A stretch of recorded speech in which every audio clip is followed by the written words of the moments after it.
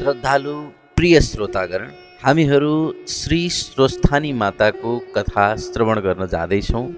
कृपया सबैले एकचित्त भएर मनलाई शान्त बनाएर आँखा बन्द गरेर माता पार्वतीको चित्रलाई आफ्नो हृदय पटलमा ध्यान गर्नुहोस्, प्रार्थना गर्नुहोस्। हे माते, हे स्वस्थानी माते, हाम्रो दुःख हरण गरिदिनुहोस्, हाम्रो कष्ट हरण गरिदिनुहोस्, हाम्रो सुख शान्ति समृद्धि जीवनमा प्राप्त भइराखोस्, तपाईको कृपा हामीलाई भइराखोस्। यस्तो भावनासहित सबैले हातमा पुष्प लिगौँ र माताको ध्यान गरौँ। प्रार्थना। ओम नमः शिवाय। ओम श्री स्वस्थानी देव्यै नमः। यं ब्रह्मा वरुणेन्द्र रुद्रमरुतः स्तन्वन्ति दिव्यैस्तवैर्वेदैः साङ्गपदक्रमोपनिषदैर्गायन्ति यं सामगाः। ध्यानावस्थिततद्गतेन मनसा पश्यन्ति यं योगिनी यस्यां तं न विदुः सुरासुरगणा। देवाय तस्मै नमः। श्रीमद्चन्दनचर्चितोज्ज्वलवपु शुक्लाम्बरा मल्लिका मालालङ्कृतकुण्डला प्रविलसन् मुक्तावली शोभिता। सर्वज्ञाननिदानपुस्तकधरा रुद्राक्षमालाकरा वाग्देवी वदनाम्बुजे वसतु मे त्रैलोक्यमाता चिरम्। मूकं करोति वाचालं पङ्गुं लङ्घयते गिरिं यत्कृपातमहं वन्दे परमानन्दमाधवम्। नमो भगवते तस्मै व्यासाय मिततेजसे यस्य प्रसादाद् वक्ष्यामि नारायणकथामिमाम्। नारायणं नमस्कृत्य नरं चैव नरोत्तमं देवीं सरस्वतीं व्यासं ततो जयमुदीरयेत्, ततो जयमुदीरयेत्। अथ चतुर्थोऽध्यायः। स्कन्दकुमारजी आज्ञा गर्नुहुन्छ, हे अगस्त्य मुनि। त्यसपछि कन्यादान लिने दिन आयो र महादेव आउनुहोला भन्ने विचार गर्दै विष्णु दक्षको घर पुग्नुभयो। उनले सम्पूर्ण सामग्री तयार गराई अन्य विधान पुरा गरेर कन्यादान गर्न तयार भए। उता महादेवजी दक्षको घर जान बिर्सेर विष भाङ धतुरो खाई अचेत जस्तै भए।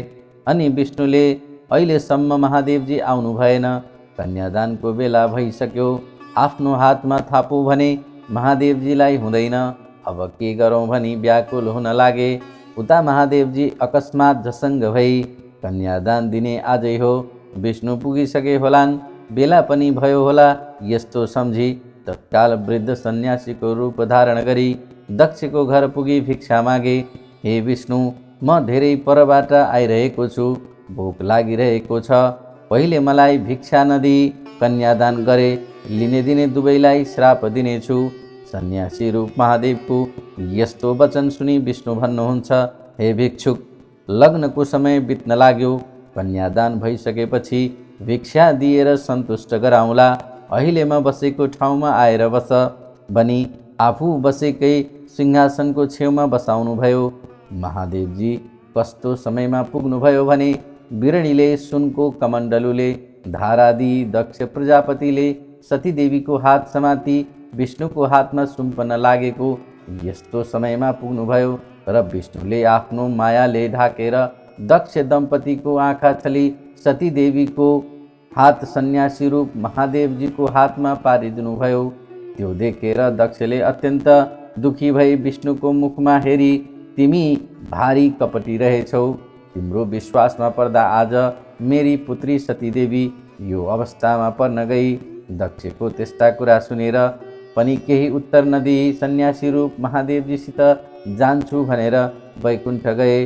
त्यसपछि दक्षले छोरीतर्फ हेरेर भने, हे सती, पापिष्ट विष्णुको छलमा परेर यो वृद्ध सन्यासी स्वामी पाए पनि चिन्ता गर्नु पर्दैन।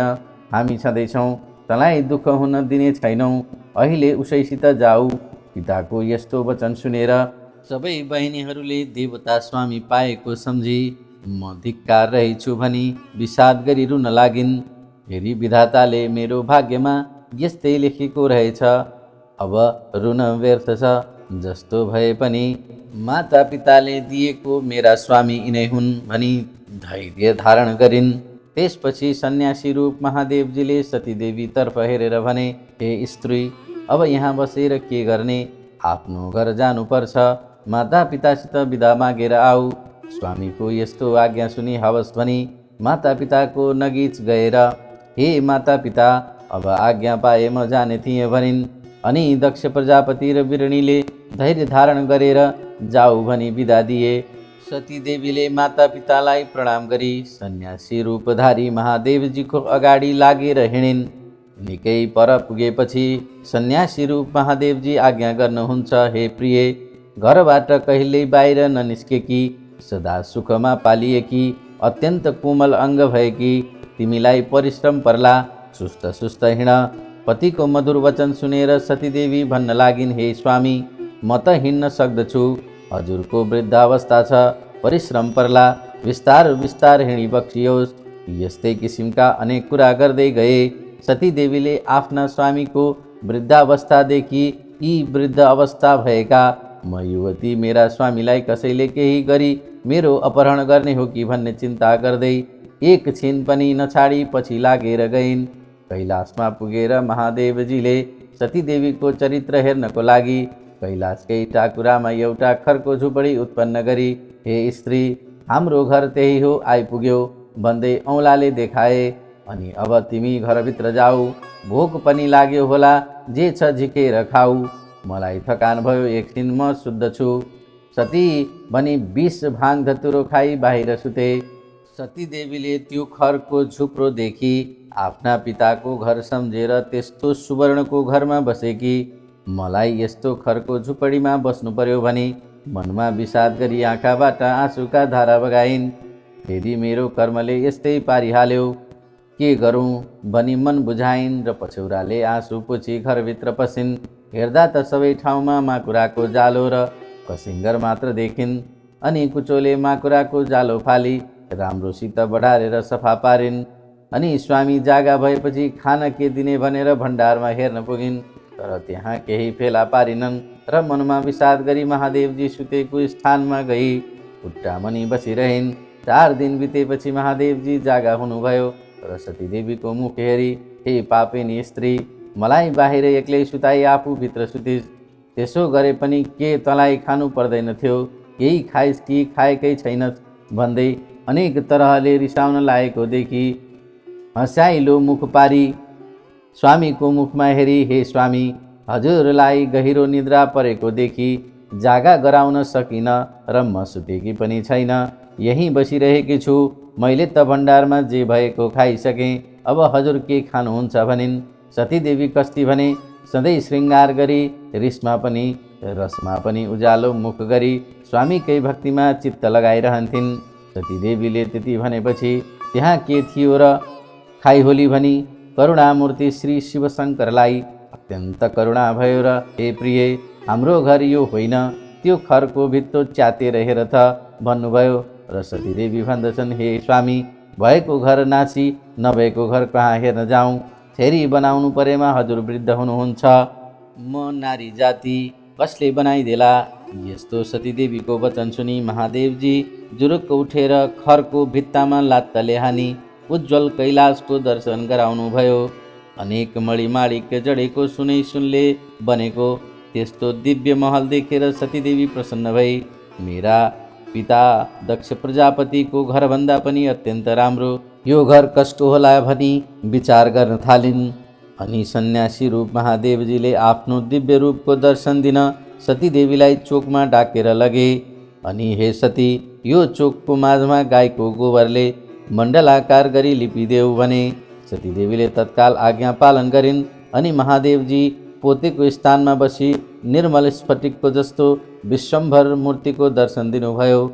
अनि सतीदेवीले मनमा आनन्द मानी हर्षको आँसु बगाई, म धन्य रहेछु, जगदीश्वर महादेवजी स्वामी पाएँ। पनि फुलको माला पहिराई 3 पल्ट प्रदक्षिणा गरी साष्टाङ्ग दण्डवत गरिन्। त्यसपछि ती दुवै शिवशक्ति स्वरूपले रहँदा भए। इति श्री स्कन्दपुराणे केदारखण्ड्य माघ महात्म्ये कुमार अगस्त्य संवादे श्री स्वस्थानी व्रतकथायां सतीदेवी विवाह वर्णनम नाम चतुर्थोऽध्यायः। आउनुहोस् भक्त सज्जन वृन्द, अब हामी गर्छौं पुष्पाञ्जली। सबैले पुष्प ल्याउँ, फुल ल्याउँ र माता स्वस्थानीको फेरि एकपटक एकचित्त भएर ध्यान गरौँ। माता स्वस्थानीले हाम्रा सम्पूर्ण दुःख कष्टहरू दूर गरिदिनुहुनेछ। उपनयतु मङ्गलं वः सकल जगन्मङ्गलालय श्रीमान् दिनकर किरण निबोधित नवनलिन दल निवेक्षणः कृष्णः काले वर्षतु पर्जन्यः पृथिवी सस्यशालिनी देशोऽयं क्षोभरहितो ब्राह्मणा सन्तु निर्भया अपुत्रा पुत्रिणः सन्तु पुत्रिणः सन्तु पौत्रिणः निर्धना सधनाः सन्तु जीवन्तु शरदां शतं तत्रैव गङ्गा यमुना च तत्र गोदावरी सिन्धु सरस्वती च तीर्थानि सर्वाणि वसन्ति तत्र यत्राचितोदार कथा प्रसंग या कुन्देन्दुतुषारहार धवला या शुभ्रवस्त्रावृता या वीणा वरदण्डमण्डितकरा या श्वेतपद्मासना या ब्रह्माच्युतशङ्करा प्रभृतिभिर्देवैः सदा वन्दिता सा मां पातु सरस्वती भगवती निःशेषजाड्यापहा कायेन वाचा मनसेन्द्रियैर्वा बुद्ध्यात्मना वा प्रकृतिस्वभावात् करोमि यद्यत् सकलं परस्मै नारायणायेति समर्पयेतत् नारायणायेति समर्पयेतत्। श्री स्वस्थानी दिव्यार्पणमस्तु।